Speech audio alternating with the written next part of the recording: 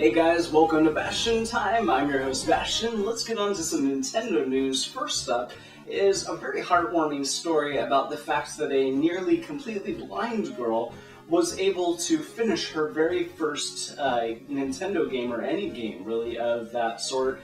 And it was on the Wii U, using the GamePad, playing as Nabbit on New Super Mario Bros. U.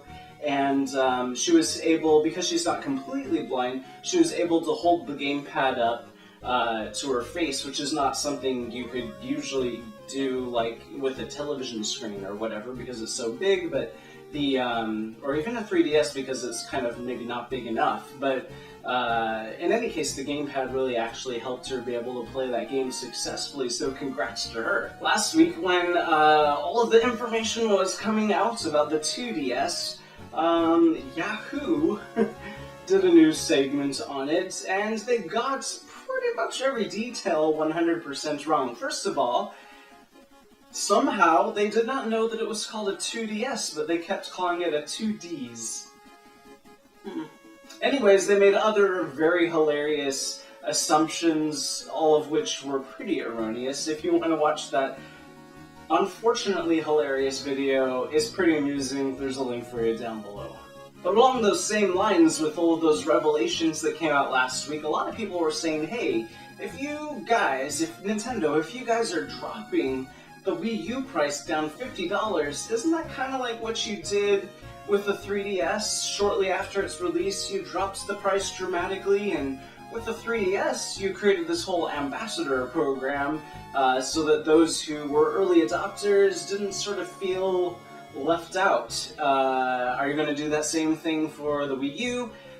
Nintendo customer service said, no, that's probably not going to happen. Reggie came forward himself and said, yeah, we're probably not going to be doing any sort of Wii U ambassador program, which I can kind of understand why. He goes on to explain why the two situations are different and why he doesn't feel it's necessary, but I kind of feel like it might be necessary, but maybe not. Maybe he knows what he's talking about.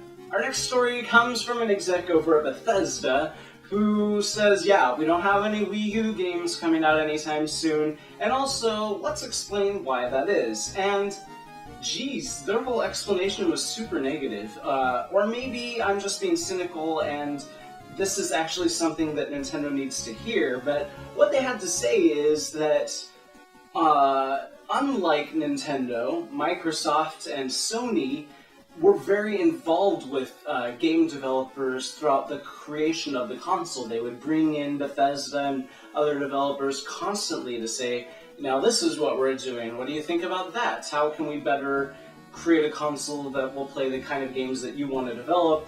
And that they say that Nintendo really didn't do that. They did it a little bit, but only at the end, really, and then not very much even then. So they kind of felt like their exact quote is something like, so when Nintendo says, are you going to create any console, their exact quote is something like, Nintendo said, when Nintendo says, are you going to create any games for our console, our answer is no, because you didn't really involve us in finding out what kind of technology we needed to create those games. So, anyways, it's very harsh, but might explain why there's so little third-party support on the Wii U. But anyways, that's it for this episode of Nintendo News. See you guys tomorrow for some Zelda news. Bye, guys.